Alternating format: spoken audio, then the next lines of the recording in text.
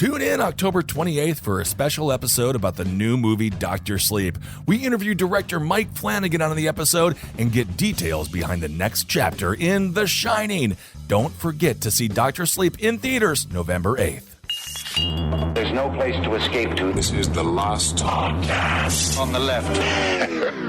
Rise from your grave. That's when the cannibalism started. What was that? Hello, my name is Theodore, and I am a sufferer of porphyria.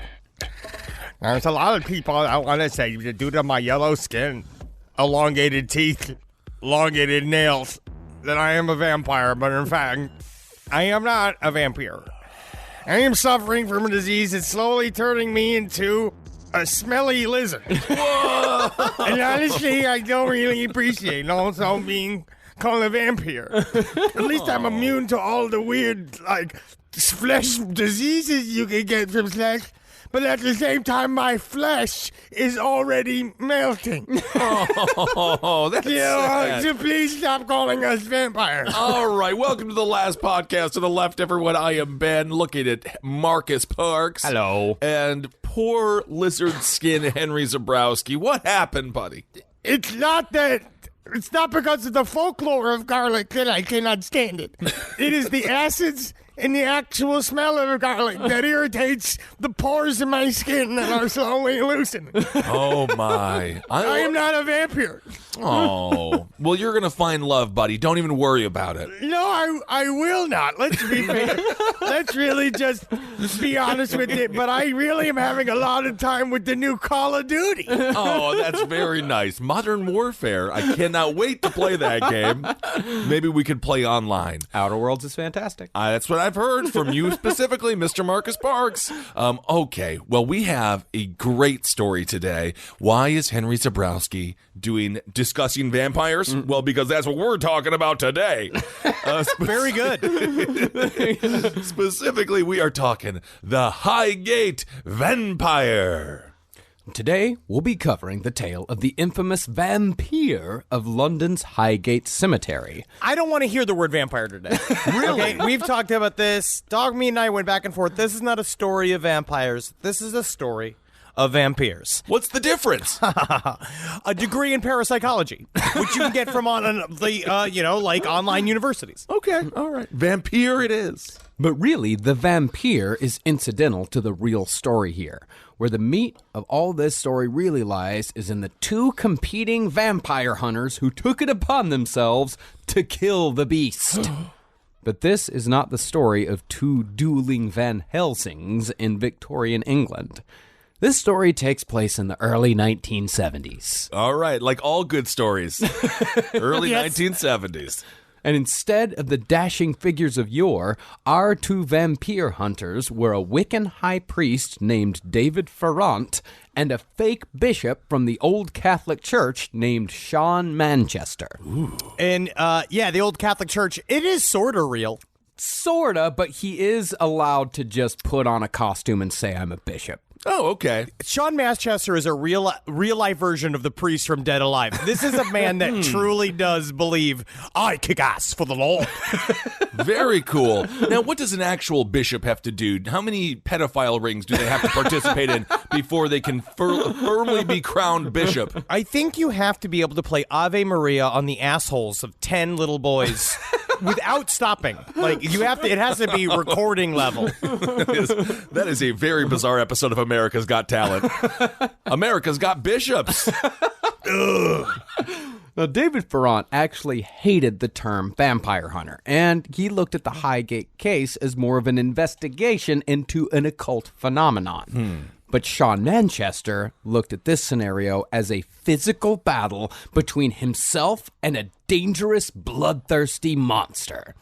That's a much more fun way to look at it than just being like a fat nerd running around the woods. Farrant is a skinny nerd running around the woods. I'm sorry. He looks like Marty Feldman. But David Farrant looks like Marty Feldman from Young Frankenstein. He is gaunt. He has to bring for every interview that he did. Unfortunately, he did pass away. But for every interview that he did, he had to bring extra microphones. Did you see the 2 interviews that he had where he's like, "Forgive the extra microphones. I am a soft-spoken individual. This is not just for my vanity." And he was laughing about it, but he literally had to have 2 extra mics pointed to his face like a bunch of penises in a bukkake contest. Oh, my goodness. I love David Farrant. He's such a great character. All right. But what both men had in common was that both of them fell for the satanic panic of the 70s and 80s, hook, line, and sinker, albeit in different ways. See, Farrant believed in dangerous Satanists because it made the occult world that he ran around in more fun if there were baddies around. Right. But in keeping with his good versus evil persona, Manchester followed more the Mike Warnke, Michelle Remembers style of Satanists who sacrificed babies and flushed children down toilets. And Mike Warnke, for those that don't know, is a former successful stand-up comedian turned completely insane preacher, and then I believe wife beater. Oh, yeah. He was a horrible, problematic character, but he did have a funny joke about airplanes. He did. But Michael Warnke he's a terrible human being. Yes. And one day we'll get to him. But these guys needed Satanists to be real on either side, because on one side, with Sean Manchester, it created the true villains that he's been going for all his life, or what he says is all his life, that he's been hunting after diabolical Satanists. And then you got Dave Farrant, that it's more of a... He's concerned about the use of the research and the nature of the magic of the Satanists. That's what's he's more mad that all of this research is being perverted. Yes, and if you want an example of a Warnke joke, it's, if nothing sticks to Teflon, how does Teflon stick to the pan? How do you know if yogurt's gone bad? Shut up! Oh, my. But no matter their motivation for believing, both Farrant and Manchester believe that Satanists, or Diabolists, as Manchester called them, which is a fucking sick name. I identify as a diabolist now because it's more of like, I have an interest in being diabolical. I go with my binoculars down to the park, and in order to go push old ladies off of bikes, like take trash cans and empty them in the middle of sidewalks. Diabolical. Indeed. Well, both of these guys believed that Diabolists were wreaking havoc on both London and England at large in the 70s and beyond in one way or another. Manchester even condemned the British government's decision to repeal the Witchcraft Act of 1951 because Manchester believed it gave, as he said, covens of the most dubious kind carte blanche to recruit youngsters without hindrance. Wait a second. Yeah. So these people are Diabolists. They believe in the devil. They're satanic to their core. But they wouldn't be bad because of a law? Because they're like, yes, I would eat children, but, that one pesky rule. But it was a hindrance. And that's the thing, is that he decried it because the Witchcraft Act provided a hindrance to these people. But when it was repealed in 1951, that hindrance was taken away. Okay. But Farrant had no such misgivings about the repeal because Farrant was in fact a Wiccan high priest, and his belief in what Satanists could do was far more metaphysical than Manchester's murderous Diabolists. And because of these sorts of differences, high priest versus bishop, Wiccan versus Christian, metaphysical versus physical, Farrant and Manchester eventually clashed and grew to absolutely despise each other. It's a decades-long feud. I love These it. motherfuckers I love it. can't stand each other. And I think as we analyze their relationship, I think it's mostly because David Farrant, he was trying to pull an Elizabeth Warren. He was trying to say, yes, these are foul entities, but we have plans. We will sit and we will create an orderly research. We will have a team go there and we will properly investigate we will get the evidence on all of our various machines and use candles. And Sean Manchester's like, we shall kill it! Immediately excited. It's like, we will find the vampire and we will kill it! And the two of them were trying to... David Farrant thought that he could be super, like... I'll be measured, and everyone's going to come to me as the rational head of this story. People are going to be so excited to hear from somebody who knows what he's talking about, not one of these flashy guys. And then Sean Manchester shows up and says, nope, I grew sideburns to steal attention from you. That's cool, man. It sounds like if Sam Raimi directed a movie about spy versus spy from Mad Magazine. Cool. Well, thankfully, though, both men wrote books about their experiences with the Highgate vampire. Manchester's, which was self-published in 1985 after numerous publishers passed it over due to its potentially libelous content, is titled The Highgate Vampire, the infernal world of the undead unearthed at London's famous Highgate Cemetery and environs. Yeah, dude. Farrant's, on the other hand, was published in 1991 under the slightly less hyperbolic but no less verbose title of Beyond the Highgate Vampire, a true case of supernatural occurrences and vampirism that centered around London's Highgate Cemetery. Well, because Sean Manchester made his story all about his hunting and murdering of an actual vampire. David Farrant it's more about what can we learn about ley lines from this story. And what's a more compelling story, Kissel? I mean, honestly, I gotta go with the guy who just screams, let's kill it. Because I just feel like that's a more fun trip to be on. Yeah. Well, both of these books just happened to be in Neil's library over in England, so we were lucky enough to get to read both. Now, Farrant's reads like a fairly typical occult volume, at least until it gets to the parts where Farrant has to explain away his alleged criminal activity. But Sean Manchester's book reads like the pompous diary of a full-on hammer horror Christopher Lee stalker of the vampyre. More in line with other accounts written by men who truly believe that they grapple with minions of Satan, like Malachi Martin, who wrote about his adventures in exorcism in Hostage to the Devil. Here is a little clip of Sean Manchester's from his book that I just loved, his description of himself.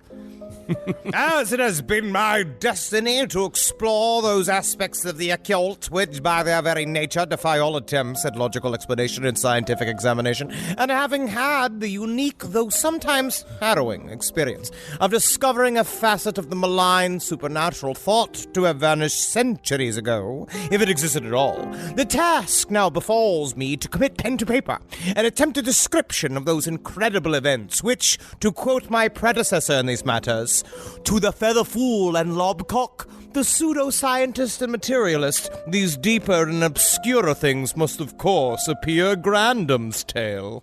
Oh my goodness. For some reason, I just picture him in really shiny blue shorts with a big Johnson t-shirt, flip-flops, little sunscreen on his nose, and a backwards cap. I don't know why.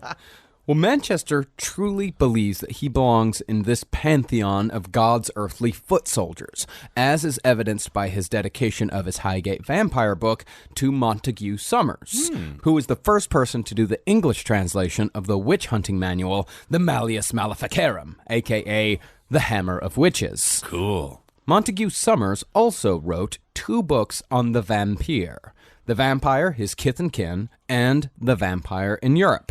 And in full disclosure, Summers was also a pederast and proud member of the Uranian poet movement who believed in the Greco-Roman practice of man-boy love.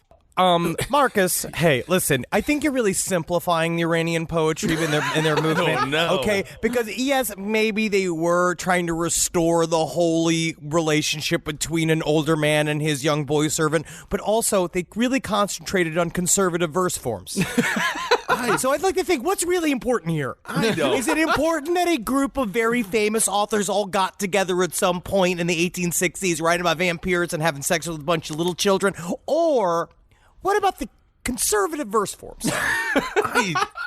My goodness. But no matter their taste in heroes, both Farrant's and Manchester's books are great reads if you can find them. And it's through these sources that we'll be telling the tale of the Highgate Vampire today, which means that everything you're about to hear has to be taken with a massive grain of salt. Yeah. Like a burrito-sized grain, a single grain, like a rock of salt. Okay. Now, sadly, David Farrant passed away just this last April. May he rest in peace. But Sean Manchester, to this day, claims to go everywhere with a personal vampire slaying kit complete with stakes and a hammer just in case. Sir, you cannot board the airplane with this briefcase full of dildos and vodka. No. It's my vampire slaying kit. This slaying kit is what allows me to see through the ruse of said vampire such as you. TSA Agent Johnson, vampire. Whap! Sir, you're hitting me with a dildo. Ha ha! Now suck on it a little bit. Vampire. Manchester also claims himself to be a direct descendant of the poet Lord Byron. Yeah, which is tracks. Yeah, which is a dubious fact that gets shoehorned into every nook and cranny of its Highgate vampire book. In writing about the day his involvement in the Highgate vampire story broke in the press, Manchester wrote, quote, Indeed. On the morning of 27 February 1970, I woke and found myself famous in a manner not entirely dissimilar to that of my ancestor, whose celebrity arose instantaneously with the publication of an epic poem in March 1812. I don't know if you've heard of him. His name is Lord Byron. He invented butt sex. No kidding. Which is true. It's true. Wild. I mean, did he take a DNA test? Or there wasn't Ancestry.com back then. I think he said that it was rumored that Byron had a daughter named Lucy, and Manchester had an ancestor also named Lucy something or other. Definitive proof. And Manchester absolutely revels in all the press he's garnered over the years. It wouldn't be totally unfair to say that a good chunk of his Highgate vampire book is just his own press clippings, coupled with a fair amount of bragging about his numerous television appearances. Oh. It's almost, you say bragging. It is weird. It's just a categorical series of him explaining that I've been on TV. It's like me talking to a casting director, like just being like, "I've been on TV. I've done stuff." Like you have to start yelling it, which is then puts you in a weird defensive position because the more you scream, "I've been on TV," you realize you are screaming, "I've been on TV," which is the saddest thing on the face of the planet. And then the director is like, "That's fine, Henry Zabrowski. Again, we're doing Beefcake Casting Couch, so just drop trow, sit on the couch. Let's see you play with yourself."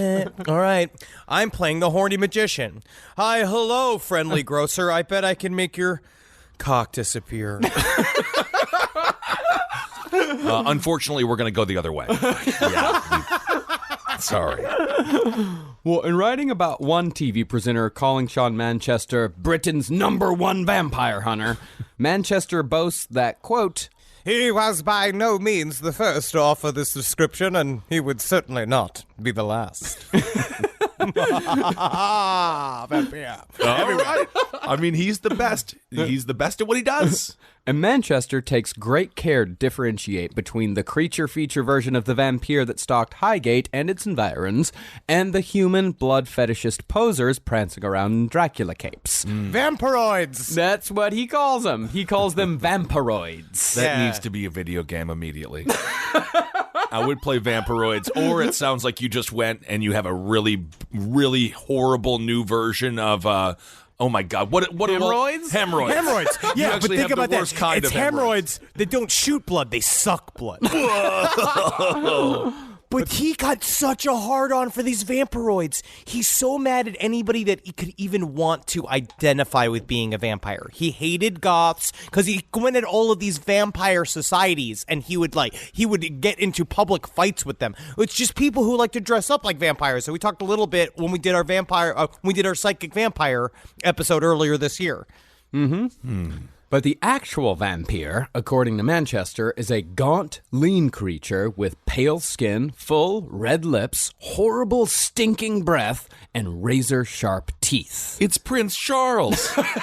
That's absolutely. I wish I could die. And according to Manchester, these creatures are all over the goddamn place. Yep. And where else does he source this claim but from the December 2nd, 1980 edition of the Weekly World News. Yeah, buddy. The Weekly World News, though, but there's some hidden truth in there. Yes, maybe Bat Boy isn't now Rudy Giuliani, but there is, I guarantee you, I want to believe in a world where the CIA goes to page 13 and they're like, look in the lower left-hand corner, you're going to see the story, and that, my friend, is your new mission. That's incredible. Be awesome. That was in Men in Black. Yeah. Most of my ideas are just Men in Black.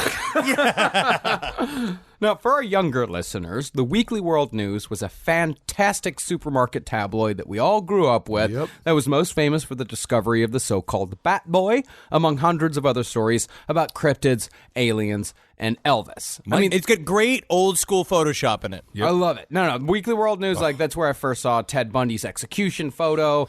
Weekly World News, I would argue the show might not exist without it. We've made this claim before that we're the Weekly World News for children now. Yeah. We've done this. As soon as I grew out of Mad Magazine and Cracked, I went right to Weekly World News. I loved it. And my grandmother thought it was all real. Yeah, and that's the thing. It did kind of prime a whole generation of boomers to be unable to tell fact from fiction when it came to the news. I mean, it did kind of do that. But it was in the shape of a newspaper. Yeah. It was. And it was by the newspapers. Yeah. But after checking out the current website for Weekly World News and seeing a story about a chimp that picks stocks, Whoa! I gotta say, they still got it, man. They still got it. That chimp! But the story that Manchester plucked from the Weekly World News as fact was vampire killings sweep the United States.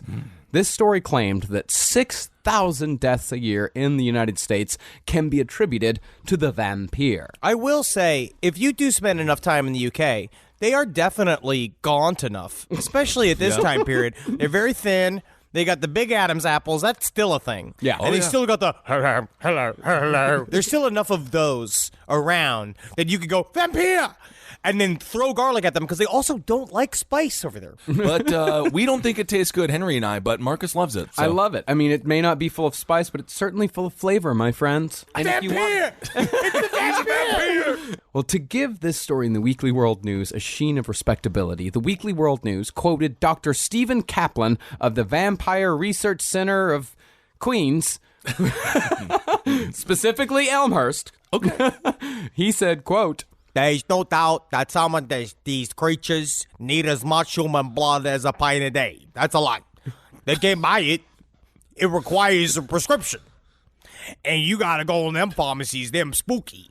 Because you go where you can get the blood, because you can also get a bunch of cobwebs in the jar. You could get a cape that got a Superman S on it. Man, them pharmacies are crazy, yo. They got these glasses you can put on that makes your eyeballs bug out. They got all these fun little tubs of gack. You ever try that gack and you put your fucking fingers in it, makes that pussy farting noise? Anyway, I gotta go teach more vampire school.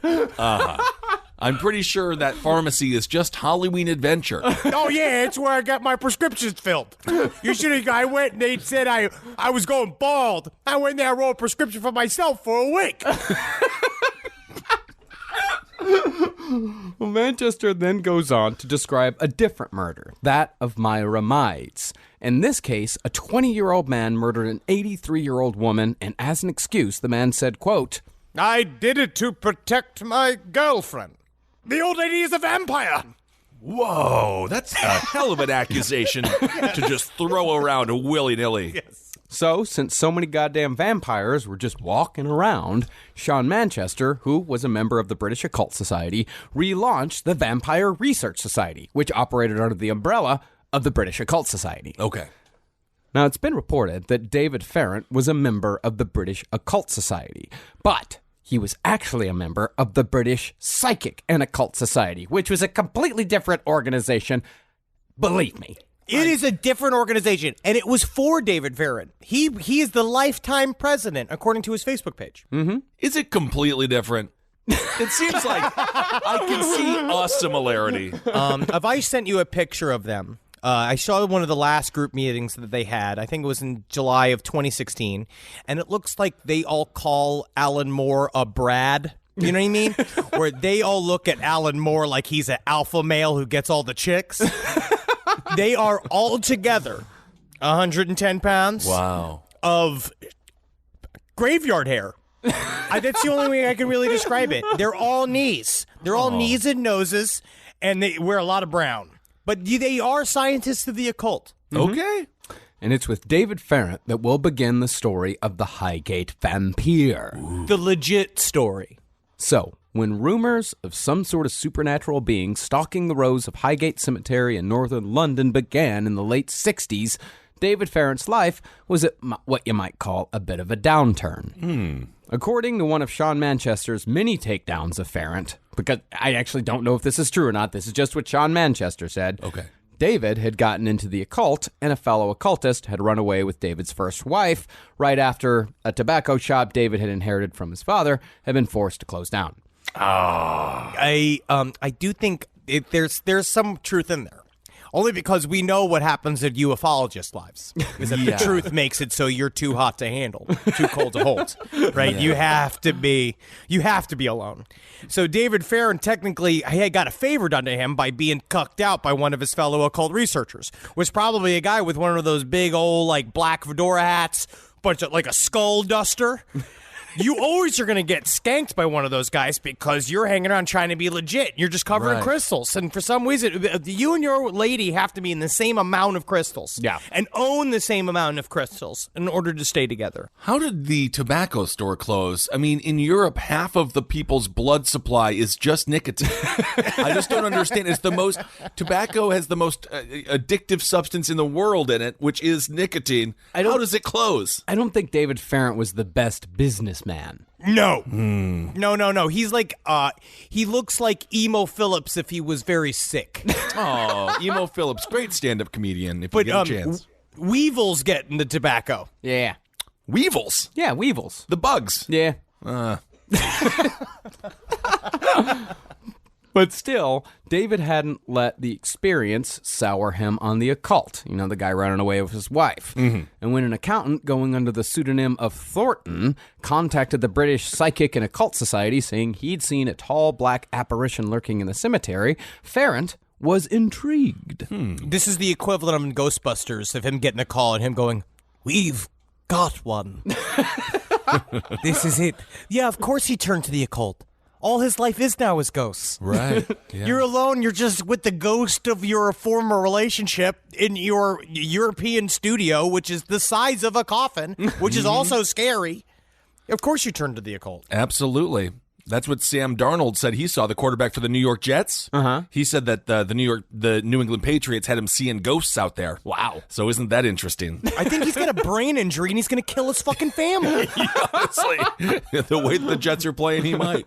Thornton claimed that he was walking through the cemetery one night when a 7-foot-tall specter hovering above the ground and surrounded by an evil aura hypnotized him. And for several minutes, Thornton was unable to move. He said that he felt completely drained of energy, and once the being had taken its fill, the entity disappeared and Thornton slowly returned to normal. Now, this account was intriguing to Farrant for two reasons. One, the witness was an accountant, and therefore not prone to flights of fancy. It would also be very advisable for you to maybe take a look at some of my accounts. Yes, I'm a vampire hunter, but I am not really a tax deal hunter. And two, the specter seemed to actually seek out a victim to cause physical harm, which is an exceedingly rare, if not unheard of thing for a phantom to do. If you sit back and if you're cheaped out right now in your home, it's kind of fun to just imagine. Like I was getting creeped out, just the idea of like projecting it on your own fucking eyelids, of like walking past a Highgate, like one of these weird old cryptic gates, and then you just see this formless shadow with two glowing eyes like approaching, and then you're like bound by its psychic energy. Right. You know, that's got to be kind of fun. All bound there, and he can do whatever he wants to you. I don't know, buddy. It doesn't sound very fun because then he got all tired. So this is a psychic vampire attack. Well, quite Sorta, possibly. well, Kind of, sort of. Yeah. What is that?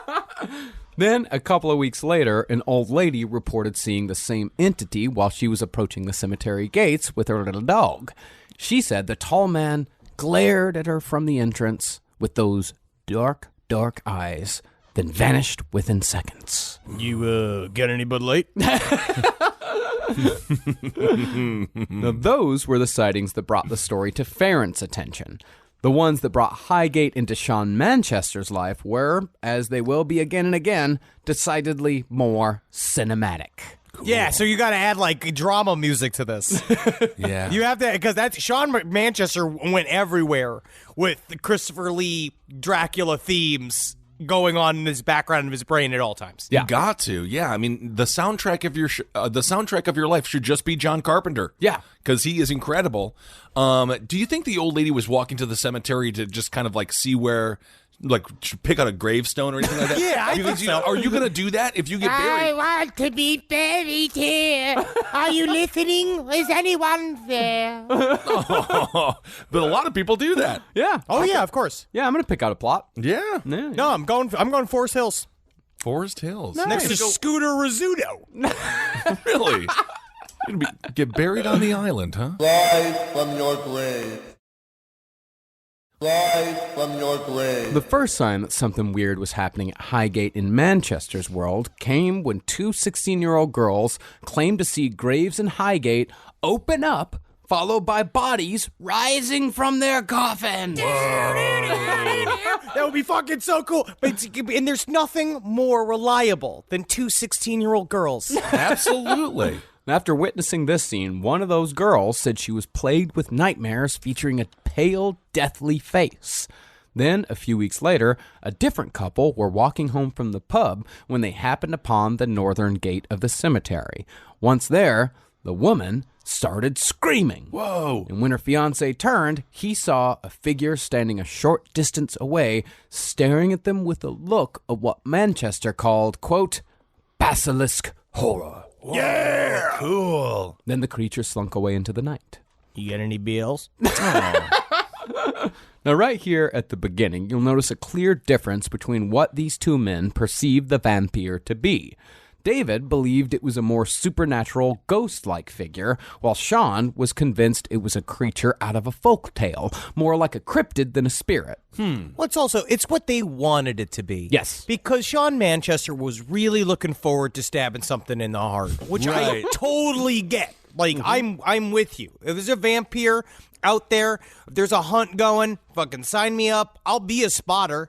Like, sure. I'll help. I'll be like, there he is. Like, that's what I'd be good at. Hey, he's in this tube. Like, outside. You go get him. I bet he's sleeping. He's in this tube. He's in this tube. He's in this tube. That's it? Yep. I hope nothing wakes him up. But then David Farrant was trying to be legit. So his whole idea is that it's a noxious entity that just kind of vacuums off psychic and living energy off of things. But again, David Farrant's going to have to go look for a fucking plot line to figure out what the hell this thing is so that he can tell everybody. I think I would like it to be a spirit. Yeah? Yeah, I think I'm going to go spirit as opposed to solid cryptid. Well, the interpretation of the nature of the supposed beast influenced how each man approached his investigation. And David said that the cemetery was an absolute mess when he first showed up for his preliminary. According to David, one vault had been completely opened, and it was possible to see the remains of a skeleton where someone had removed it from the coffin. Damn. And another open vault held the remnants of a coffin that had been set on fire. I honestly think it's a crime. It's really, really sad to desecrate a graveyard like that. I mean, even though they're all dead and no one has any clue what the fuck's happening to them, but I still think it's sad. But this is out of a fucking movie. Yeah. This is starting to really heat up. They're seeing vampires, and then you walk into this fucking cemetery, and all these graves are just fucking skeletons or just lying out of caskets and shit. That's awesome. Right. Just a bunch of Mountain Dew cans, some Twizzler packages. David also noticed that the cemetery was littered with dead foxes lying in the middle of the pathway of the cemetery itself. Ooh. And these foxes had seemingly died sudden, violent deaths. And yes, I do, but yes, the fox was he was stiff to the touch, but I still attempted a little bit of CPR on it. And I pushed his little chest to the tune of, ha, ha, ha, ha, staying alive, staying alive. That's how I know to keep the rhythm. And then I put my lips around what is very rank little fox lips. And oh, it's so cute to kiss the dead little fox. And it seemed to be not natural how he died, but it's definitely natural how I laid him in my living room to sleep next to when I sleep on the couch. Oh. And so Farrant decided to spend the night in the cemetery to see if a full investigation was warranted. The spot he chose was where the accountant Thornton had seen the entity, and the date Farrant chose was December 21st, the winter solstice, a time when the barriers between the spiritual realm and the earthly plane are especially thin. Cool. So, at 11 o'clock that night, Farrant scaled the walls of the cemetery and started searching. I just think of him climbing the walls of the cemetery. That must have been very difficult. Yeah. I mean, I have never done a pull-up before. How do I get my knees up? And then the gate just falls forward. yeah.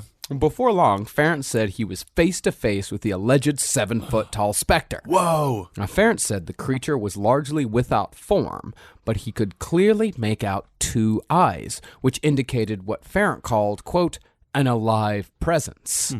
It was at this moment that Farrant realized he was under psychic attack. But just as Farrant realized this, the entity vanished. And that was the end of Farrant's experience with the vampire on this particular occasion. Oh my God! The only way to defend yourself against a psychic attack, you gotta get one of those beer helmets, the helmets that have the 2 beer cans on the side, and then you gotta be slamming that because then it closes your third eye. It does do that. That's what's important to know. If you got 6 or 7 BLs working in your gut, you are immune to psychic attack. But David Farrant was he's a very sensitive man. Very. He's so sensitive. He went and but just talk about being vulnerable to a vampire, where as soon as you go looking for a vampire, it immediately attacks you. Damn. Manchester's investigation, on the other hand, featured a whole set of secondary characters. He's starting to build a world. A lot of girls, a lot of teenage girls. Okay. Yeah. For his initial investigation, he brought back one of the schoolgirls who had first seen the vampire. This girl's name was Elizabeth, and upon meeting her, Sean said that her features had grown cadaverous, her skin was extremely pale, and her voice could barely be heard. Nowadays, that means you're just turning into Lana Del Rey. Oh, no kidding. Come on. Come on. Hoo-ha. Hey, come on. Yeah. It's fun. But over the course of a lunch date, Manchester was able to discover a few details about the creature that was draining her of her life's energy. See, by this point, it had been a couple of years since that first sighting, and the nightmares had recently returned after this girl had moved out of her parents' house. And with the return of the nightmares came a terrifying bout of sleep paralysis. And I tell you what, there's no one who can properly save you except for me, Reverend Manchester. And so the first thing we're going to do is presently draw you a bath. Then I'm going to put you in this slight cheerleader's costume to give you the type of optimism that it would require for you to enter in a scenario where I am a high school principal. Now listen, it is a long process to stop a vampire. I don't understand how that's going to stop the vampire, but I don't know. Well, this girl had all the symptoms of sleep paralysis. She couldn't move, she couldn't speak, she just open her eyes at night and just be stuck. But the vision she saw was that of a gaunt, gray face with glaring eyes and sharp teeth. Ooh. And soon after she saw it, she said she'd feel something icy cold touch her hand, followed by a falling sensation, and everything would go black. Upon a second meeting at Elizabeth's apartment, she elaborated further, saying she'd had incidents in which she felt the urge to rise from her bed in the middle of the night and walk out the door to where else but Highgate. Yeah. And then, when Manchester was preparing to leave on that visit, Elizabeth's boyfriend took him aside and mentioned that Elizabeth had a couple of marks on the side of her neck that had been there for quite some time. Uh-oh. You're weird, dude. I don't know what's going on. She's got nipples on her neck, dude. I don't know what the hell is going on here, bro. No, for some reason during this trip, Manchester paid the markings no mind. He's like, I'll check them out next time. It's fine. He'll check him out next time. Why not check him out this time? He was already on his way out the door. But All right. I mean, it seems that's pretty big proof. No there. time. Absolutely no time. I gotta roll. What do you gotta get jump? back I gotta jump to another meeting. I've got to go. I'm speaking to a unicorn later, so I have to go. You have to go. I have to know. I have an appointment, and then I have to get my sideburns. I have to get them sharpened. Oh, okay.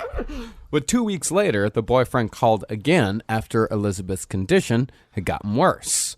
The boyfriend said that she refused to eat and she could barely walk, and the only answers the doctors had were vitamins and iron pills. And so Manchester agreed to see her again and decided that this time maybe those neck marks might be worth a gander. He said when he looked at her neck, he saw 2 inflamed mounds of skin, and upon each mound was a tiny hole. Vampyre! Sounds like it. And a few days later, the boyfriend reported even more strange behavior. Despite being seemingly near death, Elizabeth ran out of the house and made her way to Highgate Cemetery, where she sat staring at the iron rails of the entrance as if in a trance. Then she returned home. But later that night, at about 1 a.m, the boyfriend heard screams from Elizabeth's room, and when he walked inside, he found her gasping for breath. And after he calmed her down, he saw that there were specks of blood on her pillow. Whoa. And after hearing this, Sean Manchester knew for a fact that what they had on their hands was without a doubt a vampire. Vampire. No. And the only way we can possibly fix this is that I need you to sit on this couch. Now tell me, how old are you and where are you from? I don't know how that's going to help catch the vampire. Oh, you're 18. You're from Munkatunka, Wisconsin. I'm new to London. Ah, yes, I see. You're searching for job opportunities. There was I don't know this firsthand, but there was a casting couch where the woman was from Wisconsin and she had a very thick accent, and I was like, I just laughed. Laughed and laughed. I was like, it's not going to work, but it's so cute, though. But to break the news of the vampire to the boyfriend, Manchester brought along a copy of a book from 1733 called Dissertato de Vampiris Serviensibius by a man named Heinrich Zapfius. Come on. This is real, though. This is real vampire hunters. You have to show up with the old books to show that you're legit. Yeah, and Manchester sat there and made the boyfriend do the reading. Okay, well, that's good. He's like, I'm not going to continue until you do the reading and are versed on the ways of the vampire. You got to do the reading. I had like a really hard time with where the red fern grows. You must learn Latin in order to date your very skinny girlfriend. Cool. Well, after that, Manchester quizzed the boyfriend on how much Christian iconography had been present in the house where Elizabeth grew up. The boyfriend admitted that there had been quite a bit, and Manchester said, there's your answer. See, when Elizabeth first encountered the vampire, she was protected by all the crosses and such, so it was just nightmares. But once she moved away from her Christian home into a secular apartment unadorned by the protection of Jesus Christ, the vampire was free to attack the young girl once more. Yeah, I'm kind of with Henry's characterization of this dude. I'd be like, bro, I did not know there was going to be tests and quizzes Yeah, dude. that we were going to, like, sucks. hunt vampires and, like, not, what is this? We were reading books. Whatever, dude. What is this, like, taking my fucking driver's class? I told that motherfucker, I don't need to take a test to drive, dude. I fucking get behind that wheel, I go zoom, zoom, boom, boom, bro. So without telling Elizabeth about the vampire at all, Manchester and the boyfriend took to vampire-proofing Elizabeth's room. They sealed it with garlic and a crucifix, hung a handful of salt in a piece of linen along with the cross around her neck, wrote down the first 14 verses of the book of John and put the paper under her pillow, and finally sprinkled holy water around the room whilst reciting the Apostles' Creed. Yeah. And so, over a period of several nights afterward, the boyfriend sat with Elizabeth as she appeared visibly distressed every time the vampire attempted an attack. Honestly, this is really a good old school way of seeking attention. Like, this is, you don't see this as much anymore. I mean, you see it all over YouTube. No, but I mean more people claiming, like, because, you know, sometimes the relationships break it up and, like, you trying to find kind of some central conflict to blame it upon. Having a series of vampire attacks is a really exciting way for the relationship to crumble. Yeah. But eventually, the vampire gave up and Elizabeth returned to her happy, healthy state. Okay, it all worked. Meanwhile, David Farrant was taking measures of his own. He'd taken his sighting of the 7-foot-tall phantom to the next meeting of the British Psychic and Occult Society, the BPOS, and he told them what he'd experienced in Highgate. And then these motherfuckers have to sit and take a vote about whether or not they're going to go and properly investigate the vampire sightings. They have to sit and talk about the pros and the cons and put together supply lists. Sean Manchester, he's already fighting vampires. He's already doing it. So, good Lord, it is literally every UFO meeting and every libertarian meeting. These are all the same people. It's crazy. Well, after hearing Farrant's testimony, it was decided that a continuous nightly vigil would take place at the cemetery by 2 society members at a time at the 2 places where the apparition had been seen. Okay. This was to be a strictly observational endeavor, as they did not yet have enough information to attempt direct psychic contact with a being that they believed was malevolent in disposition. And so they're about talking it out. Yeah. Okay. So Manchester again, kill it.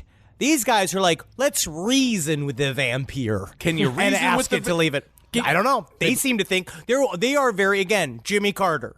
This world, they're in this world of sort of like nice liberalism where they believe anything can be sorted out with a spot of tea, a couple little crumpets, and then talking with the vampire in his home because they're going to his fucking house. Right, they're going to and his talking about his spot. fucking bullshit. Yes, exactly. But, you know, I mean, who knows? We'll see what is proven to be more effective. Yeah, I think maybe just killing it. You just Yeah. gotta maybe do that. And so, to gather more information about the entity, they sent a, quote, non-alarmist letter to the local paper.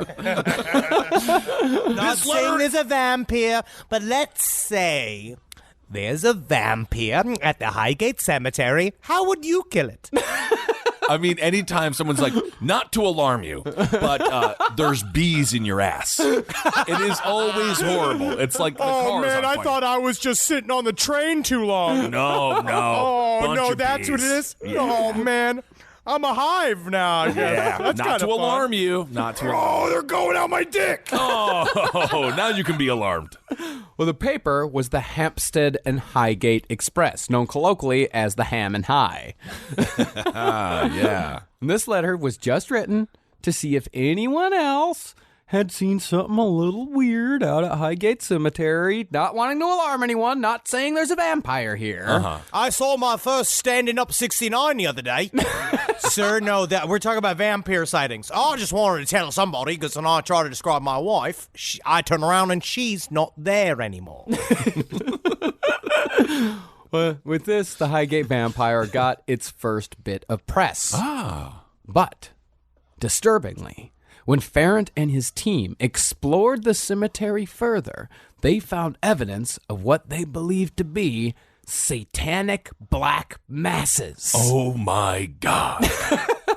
And Farrant said he could tell that these Satanists were professionals, not just misguided amateurs. No, they're of the highest adepts because only they would know to draw a picture of Saturn on the ground. Indeed. Not to mention, again, all of the Mountain Dew Mellow Yellow bottles, the Sprites, a lot of... I would assume there's a lot of soda being drunk. Yeah. That's a lot of it. Yes, adepts does require a certain amount of caramel coloring in order to properly speak to other entities. Absolutely. Well, the evidence for all this was that one tomb in particular had been converted into a small satanic temple. And judging from the magical signs and pentagrams inscribed on the floor, the temple was in regular usage. See, when Farrant examined the magical signs closer, he found that they could only be applicable in rites dedicated to the most malign deities to rule amongst the old kings of hell. Whoa. And that such rites could only be performed by the highest magical adepts. Adepts and the vampire in such name is the entity they believed that it was specifically trying to reach was a thing called Valak, which is also what was the nun in the movie The Nun. And it's an ancient demon that you could just get from, because this is also when he's saying the high adepts, they're the only people that would know how to summon these demons. But I believe that the lesser Key of Solomon was like kind of available in bookstores. I believe it's just available. And you look up the coolest looking demon. And so this one's got like this little baby. It's got like a baby head and it's got dragon dick. It's got like a thing that's the whole back of it's a bunch of serpents. Whoa. And it becomes an entity that you could basically summon that is like a vampire. Okay. Well, Farrant then reasoned that whatever it was that was attacking people in the cemetery was an evil entity that had been summoned as a direct result of a satanic ritual, either brought from the depths of hell or awakened after a long slumber in a crypt somewhere in Highgate. Success. They did it. They did it. The first successful demonologists. I love it. Then, about 2 weeks into their investigation, 2 of Farrant's watchers spotted the creature on 2 separate occasions, once at the Thornton spot and once at the top gate, but both times it disappeared after only a couple of seconds. Meanwhile, in Manchester's world of the vampyre, young girls around Highgate were being attacked night after night by the creature that he believed haunted the cemetery. One teenager said she was awoken in the middle of the night by something cold clinging to her hand. She said it took several minutes of wrestling with the creature before she was able to get free. But when she finally got loose and out of the room, she discovered that her hand was dripping with blood and there were deep tears in her flesh where she tried forcing the ghoul's hand free. Wow. And now I don't want to accuse anyone of doing anything, and obviously I do believe this is a vampire situation, but do we know what David Bowie was doing during this time period? I just want to know. Possible. I want to get a log of his baby because he might have been there recording albums and he didn't really have total control of his faculties at the time. And this could just be deep research for a vampire concept album that he might have wanted to put out. It's possible. Also, I mean, it does sound like Jimmy Savile just going through people's apartments, just holding their hands at night, being like, remember? Remember me? With any luck, they'll think I'm a vampire. And upon investigating this report about the icy hand and the ripped flesh and all that, Manchester found that both the teenage girl and her brother were fascinated with Highgate Cemetery. And the girl in particular said she felt compulsively drawn to the graveyard. It looked beautiful, though. Yeah. I'm not going to blame that. Yeah. It's a beautiful cemetery. Absolutely. Then, according to Manchester, even more dead foxes began appearing in the cemetery, and the autopsies that Manchester said were performed revealed that all of the animals had been drained of blood through fang marks on their throat. Ooh. Can I ask, is it remotely, even just within any realm of reality, that someone would go and just take a bunch of dead foxes they found outside and do a bunch of autopsies on them? I don't know. I feel like he's just saying stuff, kind of like how he just says he's a reverend and a bishop. Very much so. Because there's no records. There's no records saying that he's a reverend or a bishop of anything. He's not officially anything. No. Officially, he's Sean. Yeah. Yeah. It's possible that it's a Lenny from Mice of Men story where he just wanted to pet the foxes and then they keep on dying in his hands. Except their throats are cut. Well, we don't know what Lenny would have done with the rabbit if he was not stopped. And so, as a service to the public, Sean Manchester himself went to the Ham and High Express with his absolute conviction that a vampire was roaming Highgate, which resulted in a full article about the phenomenon. And once the Ham and High went with the story, more and more people started coming out of the woodwork with stories about the Highgate vampire. Meanwhile, the Satanists were getting perturbed at David Farrant. According to David, the Satanist who had been using the cemetery sent letters to the BPOS signed in blood demanding that the investigation at Highgate Cemetery end, or else. You know, there is nothing scarier than a perturbed Satanist. They're not going to beat you up physically, but they will cast a lot of spells. They will do things. When I get mad, I mostly just I go, oh, I'm in your territory. But I do believe the letters were genuine. They did receive letters from Satanists, but then they realized as they checked, it was like, I can't believe these were signed in blood. This is black magic, and it's, wait a second, I see little seeds. This is jam. Oh. Well, the proof was that the secret magical signs adorning these letters, again, letters signed in blood, were so advanced that only people with a great deal of magical knowledge would know how to use them. But still, the BPOS poo-pooed the Satanists and continued their investigation. Nothing gives more umbrage to a Satanist than a poo-poo from a psychic researcher. Oh, my goodness. But honestly, some of the ancient symbols that they used, the way David Farrant explained it was like the most dreaded symbol of all. It was the number 8, followed by several parenthetical dashes with a capital D at the very end. And squiggles for the effect of it coming. The squiggles were the most damning aspect. Now, even though Farrant was the one who really went hard on the Satanist angle when it came to the Highgate vampire, Manchester also believed that evil forces outside of the vampire were at work in England during this time. In his book, Manchester quotes a Daily Mirror article from 1972 that seriously claimed that there were 10,000 witches in Britain at the time who worshipped evil. I mean, anytime an article starts with the words, seriously, there are, I'm being serious. Seriously. Serious. Manchester also claimed to have exposed a group called the Ordo Astrum Serpentis in one of his other books, From Satan to Christ. And as a result, the group was forced to change their name to the Temple of Olympus. Ooh. Oh, man, you made him change the name? You know that they're not a really evil organization if they feel like they need to change the name because they've been called out. Yeah, that's true. Did they have do they have basketball teams and stuff like that with these groups? They're fucking apologizing like goddamn Domino's. Oh, Domino's did apologize and they made things right. And now they're paving our roads. Well, this group, Manchester claimed, advertised in occult bookshops and magazines and used softcore paganism to slowly roll teenagers into hardcore devil worship. And the whole thing was led by a convicted sex offender named Dr. Ray Boggart, a.k.a. Dr. Satan. Dr. Satan! Whoa. What is softcore paganism? They just show boobies but no genitalia. Is that it? Yeah, boobies, no bush. No boobies, no bush. Yeah, they have aprons on her pants. Because it costs extra money for all the merkins for between the shots to keep their vaginas warm.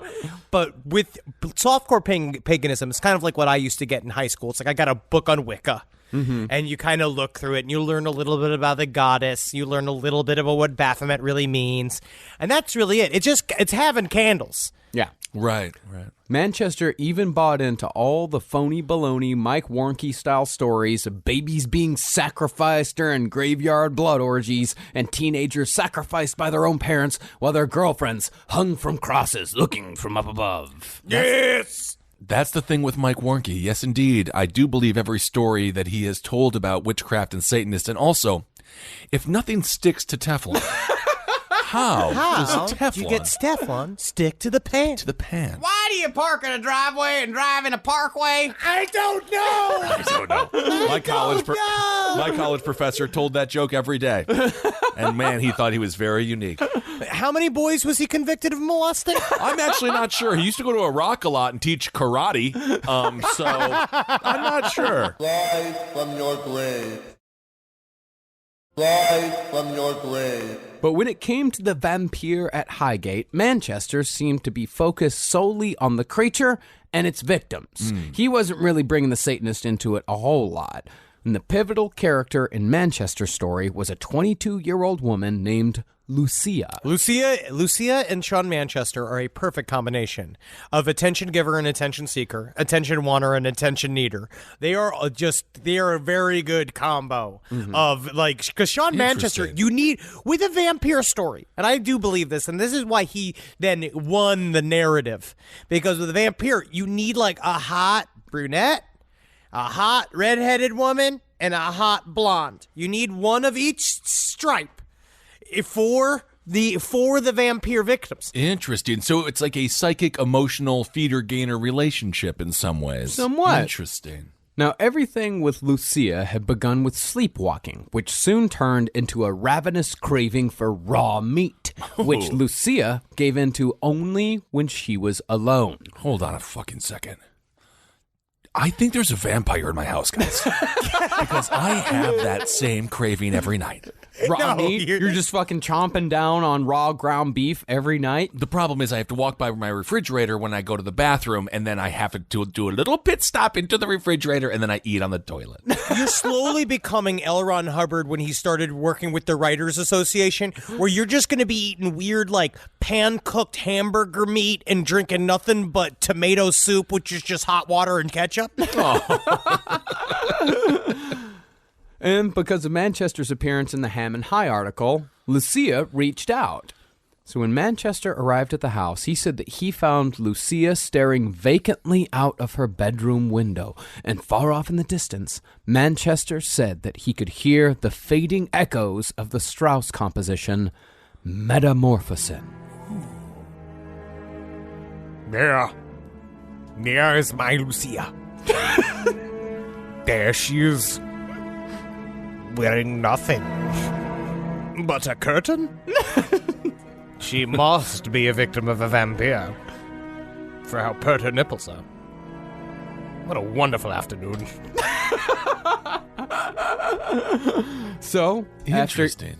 Yes, he claimed that he actually heard, he essentially said that he showed up and a soundtrack began. Maybe it was the world's saddest high school dance. I think she played it on a boombox or on a record player as he was showing up. Just being like, now comes the hook. So, after he stared at her, staring out of the window for about half an hour, Manchester examined Lucia a little closer and found that there were 2 tiny pinpricks along her jugular vein. Ooh. So, Manchester gave her a crucifix and said, "I'll be back later." I'll be back later? That's what you're going to tell me? Yes. But when Manchester returned 2 nights later, he discovered that Lucia had left the house wearing only a robe, and it wasn't difficult to guess where she was heading. Lucia was going to Highgate. Ooh, I thought you were going to say Subway for their $4.99 foot-long subs. So, when Manchester arrived at the cemetery, he found Lucia gliding through the cemetery gates with her sister following behind. So Manchester followed as well. Finally, they found Lucia standing in front of a gigantic iron door that opened into the largest tomb in the catacombs. Lucia then ripped the crucifix Manchester had given her from her neck and flung it to the ground. That was a gift. A moment later, Sean said he saw a gray veil obscuring his vision, followed by a low, booming vibration. Figuring he was probably dealing with something diabolical, Sean reached into his pocket and threw a big silver cross in the general direction of the entity. Somehow... Get out of here! Take that! Somehow, that snapped Lucia from her trance, and Sean was able to lead her back home. Dude, it's like fucking Castlevania. Yeah. Honestly, it's crazy. But with this encounter, Sean Manchester had discovered what he'd been searching for all along. The lair of the vampyre. Which is much scarier sounding than the studio apartment of the vampire. So, Sean Manchester started making plans for what he called a major vampire hunt. It's going to be absolutely incredible. It's going to be a massive, absolutely tremendous vampire hunt. It's going to be one of the biggest anybody's ever seen. The date was set for March 13th, 1970, and naturally, Manchester went to the press with the plan. He said, quote, "We would like to exercise the vampire by the traditional and approved manner. Drive a stake through its heart with one blow just after dawn between Friday and Saturday. Chop off the head with a grave digger's shovel and burn what remains. This is what the clergy did centuries ago, but we'd be breaking the law today, so my hands are tied." I mean, honestly, if they do try to kill David Bowie, I'm going to be pretty pissed off. And that was the rub of Manchester's plan. It was actually illegal to open up a grave, even if there was a vampire inside. Yep. So Manchester You got to had get permits. Yeah. So Manchester had to wait until the vampire showed itself before he could make a move. It was around this time that the press extended to television programs, and a British show called Today ran a story on the Highgate vampire that featured interviews with both David Farrant and Sean Manchester. Now, Farrant's interview was a little more subdued, as he said that it was BPOS policy to not release any information on an investigation until it was complete. But he did give his personal encounter during the interview. Because the BPOS would not give him permission to appear on behalf of the BPOS, so he was allowed to talk about himself. But again, he said, the audience does not need all of this pomp and circumstance and aggrandizement. They just need facts and need people with a plan to fix these problems. And I have a plan to fix the vampire. We will speak with it soothingly. Okay. And he thought that was it. Everyone's going to be like, finally, a rational voice in the world of the paranormal. But then Sean Manchester shows the fuck up. Yep.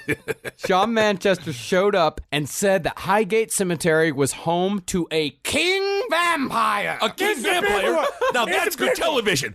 Let him go. Let him roll. Let him roll. Then he produced a crucifix and a homemade stake on camera and said, I'm gonna behead the vampire with a gravedigger shovel and burn that motherfucker tonight. Woo! And David Farrant's like, no, we have to have a conversation. We must attempt to bridge the gap between us and the other. No, reason. There's a plan. I have a plan. But much to Farrant's dismay, the TV program, which aired on the eve of the date of the vampire hunt, ended with the statement that David Farrant would be the one returning to Highgate to slay the vampire. They got the two guys mixed up. Now, David said that this was all just a misunderstanding. The first of many misunderstandings when it comes to David Farrant. Okay. He said that he had jokingly told the reporter that if the entity turned out to be a vampire, he would take any means necessary to ensure everyone could, wink wink, rest in peace. That is a good joke, sir. I have been a grip on television shows for 15 years, and that was the funniest joke I've ever heard. I am not aware that I even spoke a joke. I do not believe in aggrandizement. It was just a fun crypt keeper joke, you know?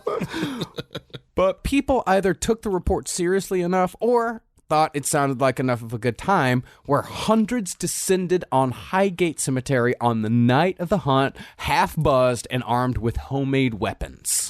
Yeah, dude. Much fun would that be to be a part of a Frankenstein/Dracula-style mob with pitchforks outside of a cemetery and be like, get the vampire, get the vampire. David Farrant shows up, and he could have done it like Sean Manchester did, kind of like the end of Ghostbusters, where he could have come in and been like, yeah, we got him, we're going to go get him. But David Farrant got so mad because they were harsh and as mellow. Yeah. I mean, I love it, man. I love it when the entire audience or when the entire crowd in the movie Waterboy shows up, when it's just Rob Schneider and all the other hammered idiots. Well, the most interesting of these amateur vampire hunters was a school teacher from Essex whose real name was Alan Blood. Cool. That's a great teacher name.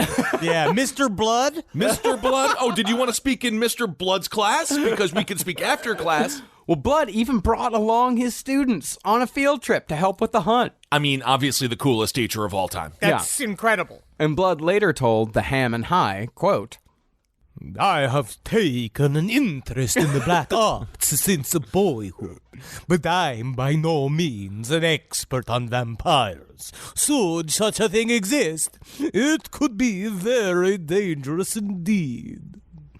Cool teacher. And so, with hundreds of people milling about, getting drunk and waving shovels and stakes, Manchester stood up and made his way to the vampire's lair with a hand-picked group of assistants. But once they got there, the iron door that Lucia had led them to weeks earlier proved a little sticky. I'm just going to have to use this going to take some elbow grease. Come on, goddammit. Come on. Go open up the tomb. Open sesame. Open it. God damn it. Who's got keys? So, Manchester and his assistants were lowered by rope 20 feet down from the roof of the catacombs into the tomb. There was a little hole up top. Oh, yeah. I mean, these guys are just like Tom Cruise in Mission Impossible. There's no way that this is above their pay grade. Inside, they discovered 3 empty coffins, but no vampires. So Manchester lined each coffin with garlic and tossed a cross inside each one before dousing all of it with holy water, fouling the vampire's lair. Hashtag lair fouled. Layer foul. I think that's also how Domino's fixed their pizza. A little bit more garlic, a little bit of holy water. Then Manchester and his assistants ascended up the rope and told people what they saw.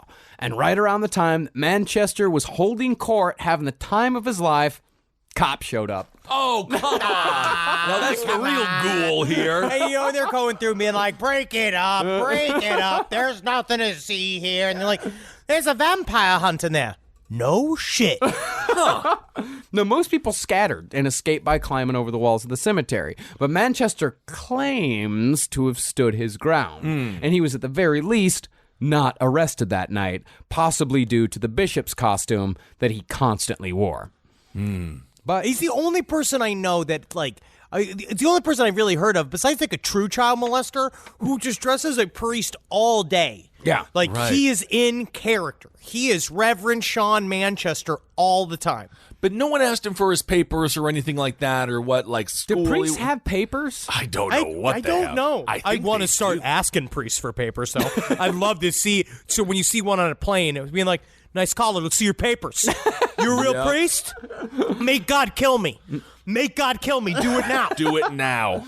But Manchester said the reason why he hung around was because he figured that if the coffins were empty, then that meant that the vampires were out and about doing their ghastly vampire business. Naturally. Whatever it might Driving be. for Uber. Whoa, it's a hard life, a hard economy, even for a vampire. And sure enough, hours later, after everything had calmed down, Manchester said right before the sun rose, he heard a low booming vibration, again getting louder and louder, until it suddenly stopped. And nothing else happened. Ooh. And when the sun rose, Manchester went back down into the catacombs and found that the coffins were still empty. Ain't no vampires got past him. Interesting. He must have been pretty athletic to go up and down with this rope. He's in shape, yeah. Okay. Yeah. Satisfied that he had at least driven them away, Manchester dropped the case, as did Farrant, at least temporarily. But about 4 months later, something actually very real occurred at Highgate Cemetery.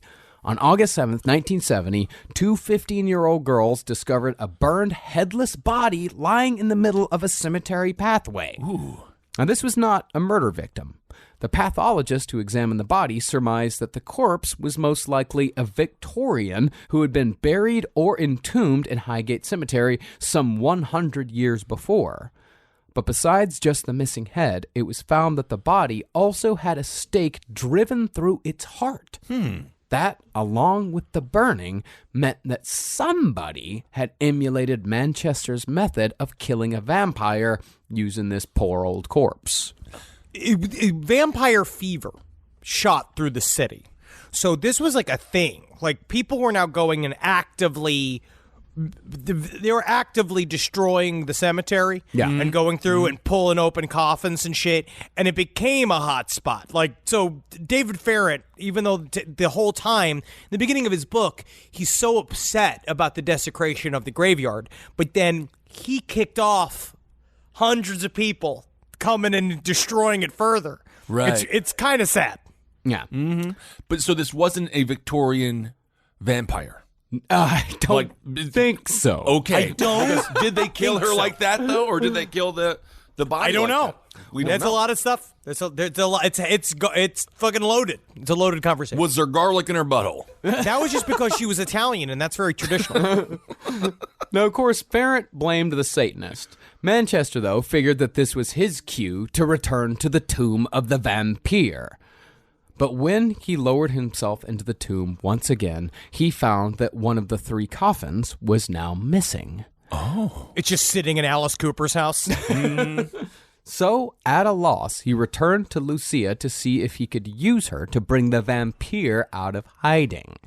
Now, Sean knew that it would take some doing to get Lucia to return to Highgate, so he arrived at her home and used the old "I must paint you" ruse to get her relaxed. Dude, I must paint you, Bruce? Dude, think of this line. This is the ultimate goth pick up.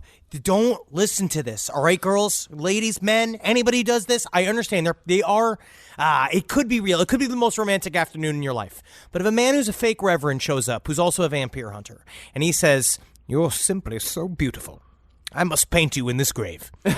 Know that if you go with him out to a tomb where he's basically saying, "I want you to take your clothes off, sit on this tombstone while I paint you," which is a long process. Because now, at least you could just take a picture and it's kind of hot and kind of fun. But you'd have to sit on top of that grave for a really long time, and that's if he is trying to paint you and not trying to murder you.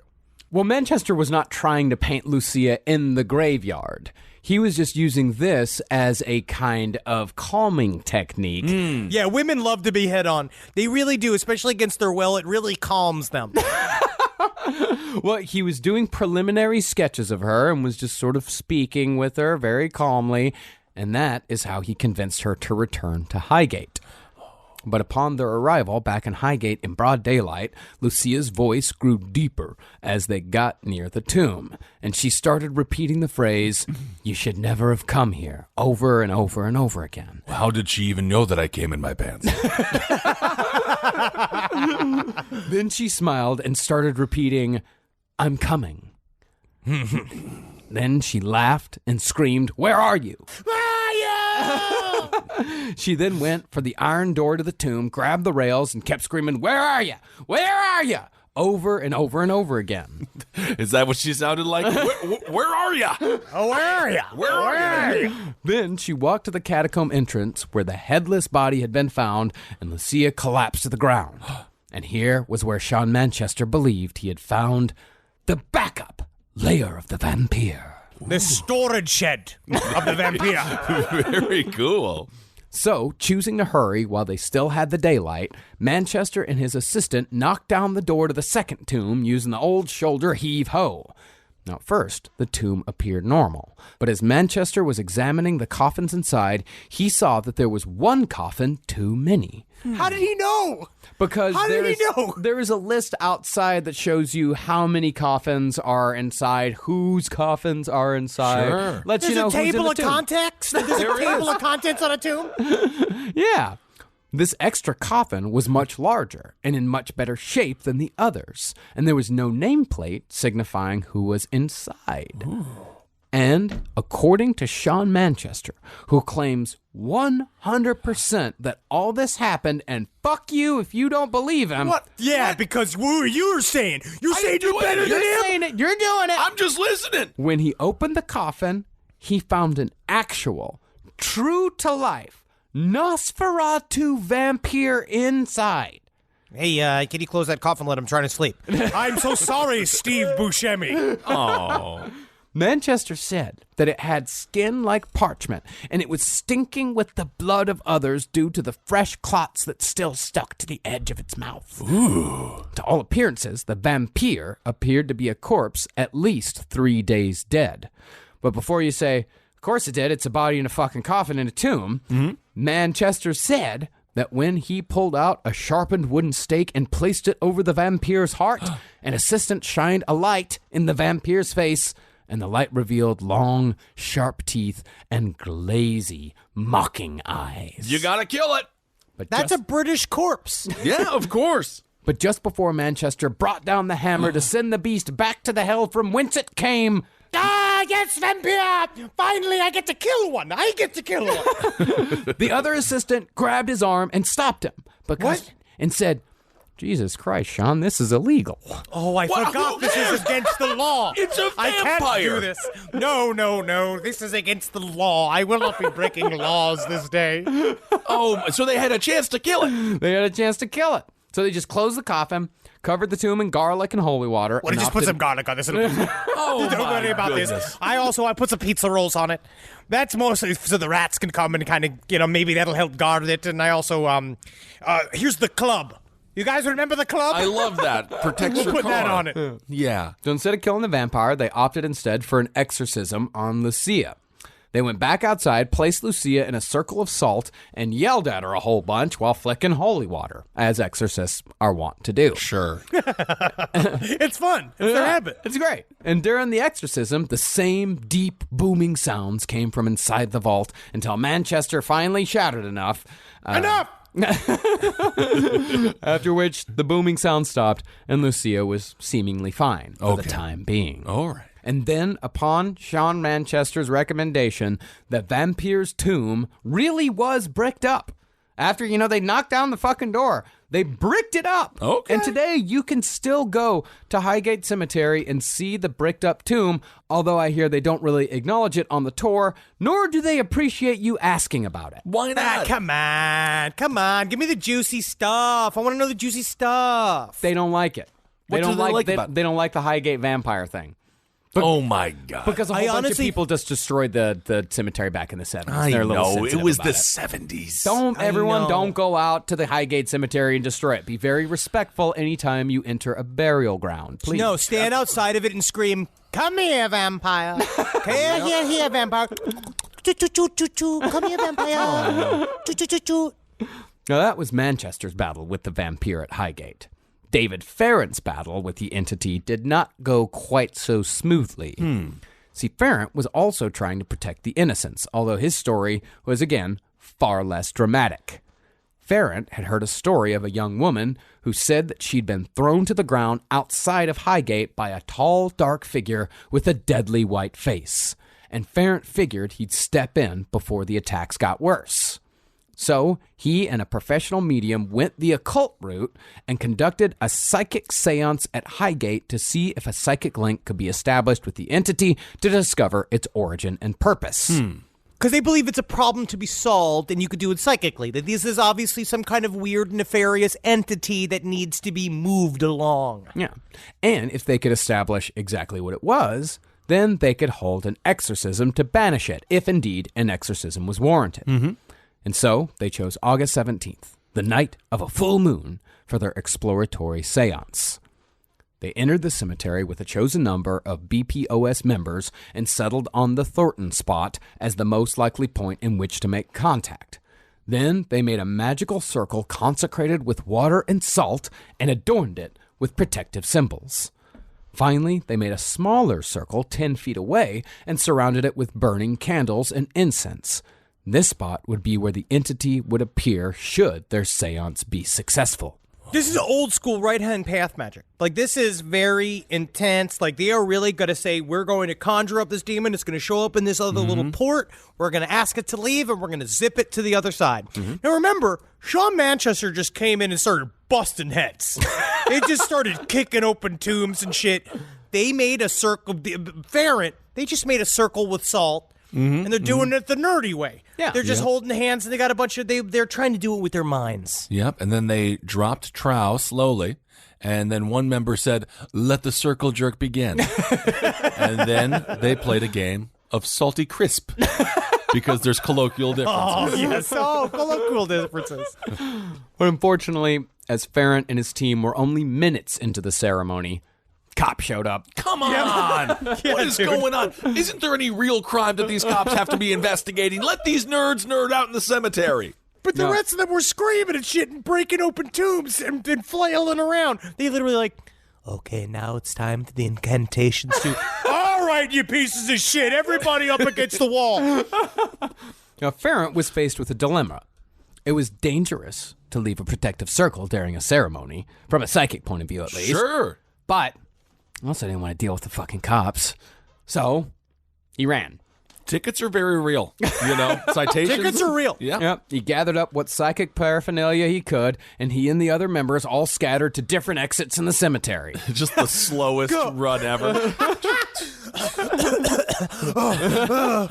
Just all the robes and shit catching and everything as they all scramble. Now, everyone else got away, but Farrant took a wrong turn and got cornered by the police. Dista, periatum. Dista, Periatum! It's trying to disappear. Now, David had tossed all the paraphernalia before being caught, but the cops had seen him drop all that shit. So they used all of it as evidence that he was in an enclosed area for an unlawful purpose, possibly a little corpse interference. Oh. Now, it was reported that David Farrant was caught with a wooden stake, but while he was caught with a pointy stick... It was a pointy stick. It was a pointy stick, yes. The instrument was actually used, along with a piece of string, to measure out the magical circle. And you can hear the eye rolls of the cops, of him trying to be like, no, this is not, in fact, this is not a stake. That is not actually the proper way to get rid of a vampire. This is a measuring tool. I'm like, yeah, oh yeah. What if I push you down? What if I push you down to the ground and beat you with the stick? Well, Farrant refused to snitch on anyone and refused to give any details on the seance by decree of the BPOS. Okay. So he let the press and the cops run wild with speculation that Farrant was in Highgate that night to slay the vampyre single-handedly. Now, David was eventually acquitted on all charges, this time under the defense that there was no difference between hunting for vampires and searching for creatures like the Loch Ness Monster. So no harm, no foul. They literally had to have this conversation in a court, which is awesome. They had to sit with these lawyers. Everybody's staring at each other as they're like, well, people go look for the Loch Ness Monster. Is that illegal? They're allowed to go and do dumb shit in a cemetery if they want to. They're not ruining any of the tombs. There's a bunch of salt everywhere, but that's fine. You know what I mean? This is Britain. It's the only spice we use. Yeah. But with Manchester, again, was breaking shit. So he says. I mean, that's the other thing about Manchester, is that it's always, so he says. So he says. They did brick up that tomb. Maybe he did break down the tomb. Maybe somebody else did. But Manchester's is all, so he says. Farrant, at the very least, has friends. Okay. Good for him. Like, he does have people that say, like, yeah, we were out there. And Farrant is pretty honest about how things went down with him. No, he's unfortunately honest. He's just one of those poor men that because he is a good man and a genuine man, he just got rolled real hard by the paranormal community. Yeah.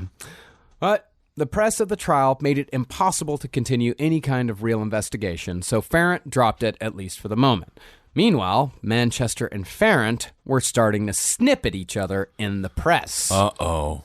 Farrant told the Ham and High that he was going to sacrifice a cat in order to banish the vampire, which caused Manchester to take the cue to step in on the side of God, saying that the true intent of Farrant's cat sacrifice was to raise a demon to destroy the bishop, Sean Manchester. Of course. Of course. And eventually, this feud escalated to the point where the two men scheduled a magical duel on top of Parliament Hill in Hampstead in 1973. Farrant agreed to it just so long as their quote-unquote seconds were the only witnesses. Okay. Oh, why though? He doesn't want everybody to see them slap fight outside? And it was even rumored that these two men were going to battle it out with swords, in addition to using their magical talents. Okay. Oh my God, dude. I'm so mad. I'm so mad they didn't see this through. Now, honestly, Dana White from UFC could take a bit of a lesson from this. Yeah. Make shit magical. Yeah, dude. But the whole thing was canceled after police approached both of these guys after flyers for the event started showing up around town. The police told them, knock that shit off. You can't. You can't go having sword fights in the park. Oh my goodness! It doesn't work like that. It doesn't work like that. You fucking nerds. It doesn't work like that. Dennis Downer cops. I don't like them one bit. You guys couldn't use forks on each other. You guys are not going to use swords. Then something else in the realm of the actually concrete occurred at the cemetery. Another body was found on one of the paths, but this time the person was an escaped mental patient who was found still alive, covered in blood and wounds from apparent stab wounds to the throat and chest, and the dude died in the hospital 10 days later. Damn. Now, the coroner said that the wounds, although gruesome, were self-inflicted, and the man who had found the victim also said that the victim had told him that the wounds were self-inflicted. Pretty much everyone's in agreement that these wounds are self-inflicted. Sure. Yeah, but all of this is just witness testimony and fact, Marcus. I need the real story from Sean Manchester. He believed that it was the work of the vampire once more. See? Do you see? I had a feeling he would. But on the Farrant side, the suicide kept the cops at Highgate. And since the cops were around Highgate a whole bunch, David Farrant was arrested again. Then, people claiming to be the vampyre started talking to the news. That's what happens, because once you leave it open, like who the vampire is, like you don't know who it's going to be, you're really asking for it. Because now everybody's got their funny things to say about it. Yeah. You've unleashed this whole thing. David Farrant, again, he just wanted to make a public display of paranormal research and give an air of legitimacy to it. He really was trying. Yeah. He really was like, yes, there's a lot of people who want to call this a silly story, but I am trying to give a little bit of credence to all this, and he just got fucking buried. Yeah. Well, one group in particular, called the Hellfire Film Club, claimed that they were in fact the ones seen in Highgate, and the whole thing had just been a goof. They were just making an amateur vampire movie. Okay. But as dubious as that possibility is, after that, Farrant's legal troubles started coming hard and fast. Uh-oh. First, he was fined for indecent behavior following his arrest during a nocturnal necromantic rite in the churchyard of St. Mary the Virgin. What's wrong with that? What's wrong with that? Yeah, he started slipping. Yeah. Then, Farrant was arrested again after photos of him posing with opened coffins in mausoleums at Highgate made their way to the police. And David Farrant was officially charged with damaging a burial memorial and charged with interfering with corpses. Seems like it's getting a little real for him now. Yeah, and at the trial, Farrant said that no jury would ever convict him because of his mystical powers. Yikes. Or I mean, that holds. That holds, definitely. Yeah, I mean, it certainly worked well for Damien Eccles. No. I mean, took 20 years, but eventually it worked. Yeah. You just got to sit in it for 20 years. I guess so. And Farrant made it even worse by firing his lawyer and representing himself. That's smart. Because he's It a always wizard. Is your lawyer? Yeah, you have a law degree, but are you a wizard? I don't think so. I don't think so. Well, yeah, I am a wizard. I'm making up that I'm innocent. Kazam! I'm innocent, y'all. And admittedly, David had been getting pretty weird with it. At the trial, the jury was shown folder upon folder of not just David with corpses, but also naked girls with corpses. Yeah, But dude. David never snitched on the girls. Never snitched on them. Their faces weren't shown, but David never snitched on them. Oh, that's very good. But for his final crimes at Highgate Cemetery, David Farrant lost his second wife and was sentenced to 5 years in prison. Where does wife go? How do you lose a wife? She left him because he'd been in the cemetery taking pictures with corpses. Yeah, dude. I get it. And it freaked her out a little bit. No, I You understand. got to carefully choose your spouse in this life. Yeah. And really think about, are we growing together?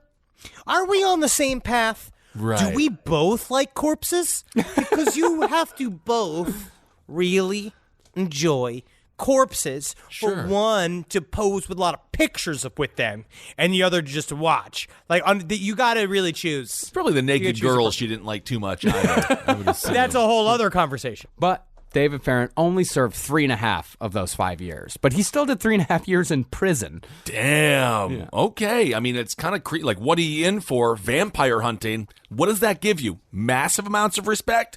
Or are you like everyone's wife? I honestly think maybe ex-cons that listen to the show tell us, email us at SideStoriesLPOTL to tell us if you think that this is correct or not. But I would say is that as a vampire hunter, Right. you could use that as like to your advantage in jail. I think could that they see would it. look at you as highly impressive because it'd be like, vampires, dog? Man, I met some vampires before, and I had to kill them. And it turned out it was my daughter and my wife. And you're like, That's bad. Well, after Farrant was released in the late 70s, he settled into a comfortable life as a local character living in Highgate. Oh. And there, he eventually befriended fellow Highgate resident and Monty Python alumni, Graham Chapman. No kidding. Yeah, they were good friends. That's great. That's why I think David Farrant had a bit more of a sense of humor about all this shit than Sean Manchester. Sure. I watched a good deal of footage of Dave Farrant, and he is a really does seem like a very genuine man. He believes in his story. He's not super comfortable in front of a camera or in front of a microphone, but he was a dude that really, you could see him being a cool guy. Yeah. Okay. But Sean Manchester had not gone quietly into the night. He maintains that the Highgate vampire story was by no means over and done with upon the sealing of the vampire's tomb. He claims that after Highgate Cemetery was cleansed of the vampire, the creature merely retreated to a deserted mansion near the cemetery on Avenue Road. And that was where Manchester finally tracked down and killed the beast. So the vampire was just like, I guess I'll go to the mansion. I guess I'll go to my summer house. Yeah. This is an excerpt from the book detailing the final strike. With a mighty blow, I drove the stake through the creature's heart, then shielded my ears as a terrible roar emitted from the bowels of hell. This died away as suddenly as it had erupted, because it all became still. We witnessed the body shell cave in and quickly turn filthy brown, which soon became a sluggish flow of inhuman slime and viscera in the bottom of the casket. Ooh. It's fucking cool. And if you look at the book, they have pictures. They have quote unquote pictures of the body just decaying in front of them. Did you see this? Yeah. Do you see this, Marcus? Yeah. It is very funny because it's just like the oldest version of Photoshop. Cool. But it's pretty fun. It's really fun. And following that, Manchester and his companions built a bonfire in the garden out back, placed the coffin containing the vampire on top, covered it with gas, and set it on fire. All right. And as the coffin burned, Manchester said, I herewith consign thee to the bottomless pit, the pit filled with everlasting fire, until judgment day. May thou be burned in the everlasting fire. Thou wilt be forced into that fire and eternally consigned and held there forever and ever. Amen. Now, who brought the s'mores? But that was not quite the end of it. Not yet. Even though Manchester had killed the king vampire, the creature had managed in the intervening years to turn one of his victims into a vampire herself. Uh-oh. Lucia, who had led Manchester to the vampire's tomb in the first place, had become a vampire! Get out of here! She got it. Even though it appeared to most people that she was just dead. Oh, she did die. And it was at her graveside in the Great Northern London Cemetery that Manchester had his final exorcism involving the Highgate vampire. Manchester said that while he was performing the exorcism on Lucia's corpse, her ghost appeared and turned into a tangible, gigantic spider demon the size of a cat. Whoa! But since Manchester was inside the magic circle, the spider couldn't get to him. Thank God. Manchester said it just circled him, just hissing and spitting. I listened to an interview with Sean Manchester, and they were like, so you saw like a spider come out of the casket. He's like, yes, it was the size of a cat. And they all just rolled with it. He just rolled with it like that. Was like, no one laughed, no one made any more. I was like, oh, you know what? At least he's specific. Mm-hmm. Yeah. Then Manchester made his move. I seized the sharpened stake and thrust it with all my might through the center of that hideous black shape, using the blue sulphurous light to assist my aim. This was accompanied by the most heart-rendering screech I have ever heard. It will haunt me for the rest of my days. Then, with the approaching dawn, Manchester said he saw the gigantic spider slowly transform into the dead body of poor Lucia, who now showed all the appearance of being a years-long dead corpse. Now, as far as Manchester and Farrant went, they never, ever stopped hating each other. But they also couldn't stay away from each other, especially when the internet made instantaneous antagonism a reality. This is like Biggie and Tupac, super nerd version. Yes.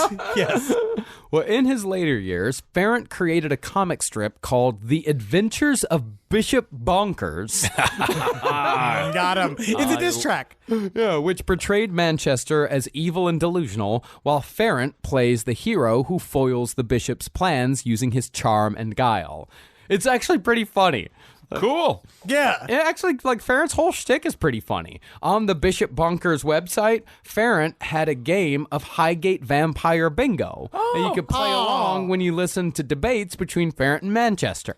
The bingo spots included words and phrases like bandwagoneer, axe to grind, cabal, convicted felon, bedsit, coal cellar, cuckold, Okay, all right. asinine, milk float, libel, interloper, ham and high, and teapot cozy. These are the only words that matter to a vampire hunt. You ever call me a milk float again, I'm gonna make you. I'm going to come on your knees. And in response to all this chicanery, Sean Manchester began a series of paintings that depicted David Farrant as a hideous demon, which are all available to see over on his Blogspot blog. It's very humorless. I love it. Yeah. But as I said at the top of the episode, David Farrant sadly passed away this April at the age of 73. He was survived by his third wife and 2 children. He had married his third wife, I think, in the 80s or something like that. Lived a great fucking life. He was just like, he was a British character in the occult. Every once in a while, a TV show would get a hold of him. He'd speak very softly for a little while, but, you know, just kind of lived a cool little life. I love it. That's the dream. Yeah. And here is Sean Manchester's tribute to his old rival, posted where else but Sean Manchester's official Facebook page. Oh. David Robert Donovan Farrant, with whom for half a century I was acquainted, died at 9:20 p.m. on April 8th, 2019, after a sustained period of very poor health. An obituary will follow, but suffice to say, I feel sadness at him shuffling off this mortal coil before we could meet one last time. I had approached some of his friends in recent months to inquire after his well-being. Those who claimed to know told me he was in good health. My intuition told me otherwise. Though he might not want my prayers, he has them anyway. May he rest in peace. Oh, it seems like they made up at the end. I think they had I think it was turned into a really fun rivalry. Where I think so. Yeah, it might be like one of those old married couples where like now that Farrant's gone, like Manchester might die within like a year. Yeah. Oh. He kind of matters less without his other half. The other half is kind of what made him be like. This story is about the two of them because this became their fame to claim for forever. That's what they did from then on. They were Highgate vampire experts because the phenomenon at the time was fucking huge. It popped off in the UK. It's like June and Johnny Cash. Yeah. Yeah, same amount of kissing. Yep. Same amount of kissing. All right, there it is. The Highgate Vampyre. That is a hell of a story. And again, that was attributed to Neil, right? Yeah, thank you, Neil. Thank you, Neil, for giving that information to the boys. Awesome, everyone. I hope you enjoyed that episode. I love good characters, and my goodness, was that episode full of them. Oh, it was, man. Plenty of characters in the Highgate vampire story. Absolutely. Unfortunately, no vampires. But that's okay. This is one of those cases where I like not even trying to worry about the actual paranormal aspects of it, because there were people that saw stuff, and obviously they had said the Highgate Cemetery was haunted for many years, but who knows? And then Swan's Lane, which was the street like outside of Highgate Cemetery, also apparently have had many reports of ghost sightings, but it's also the UK. Yeah, it's the whole fucking thing's haunted. Yeah, it is. And none of it was said that like no gravedigger ever saw anything at Highgate Cemetery. Like, leave them alone. Yeah, they were just the people who actually worked at Highgate. They're like, no, there's nothing here. Yeah, it's spooky. It's a spooky old cemetery, but there's nothing here. All right, leave the graves alone. That's what I say. Always be respectful when you visit a burial ground. Absolutely. All right, well, we have a bunch of shows coming up here in the very near future. We're excited to see everyone on the East Coast. I think that we're all sold out. For basically everything. Might be, but I don't know. I think we still got New Orleans. Yep. So we get those. I think we still have Toronto tickets. Yeah, Toronto, maybe Detroit. I'm not Maybe. sure. I don't know. Yeah, go to lastpodcastontheleft.com and click on shows to find out where we're going to be for the rest of the year. I know we're pretty much sold out of this Northeast tour that we got going on. Yep. But so there might still be some tickets left, so be sure to check it out. That's going to be here in a couple weeks. That's right. Few And weeks. the final shows of the tour, and then in New Orleans, we're going to be filming this year's special. So come on out, watch the show. I love this live show, and the audiences have been incredible. So that'll be it. That'll be the last time it's ever performed on stage. So come on out and enjoy the last performance of the year. It will be a good time. So excited. Come back to New York for Halloween. Yes, Halloween's coming, man. Can you feel it in the air? Good and spooky. Next week, we got some fucking blood for you. Awesome. All right, everyone. Well, thank you all so much for listening, for supporting all the shows here on the Last Podcast Network. And I guess that's about it, huh, guys? That's it. Yeah. All right, everyone. Hail yourselves. Hail Satan. Elgin. Magustalations. Hail me. Hail me. My vampiroids are really... It's nice because they leave me dry. Yeah, that is nice. Isn't that crazy? Goodbye, everyone. This show is made possible by listeners like you. Thanks to our ad sponsors. You can support our shows by supporting them. For more shows like the one you just listened to, go to lastpodcastnetwork.com.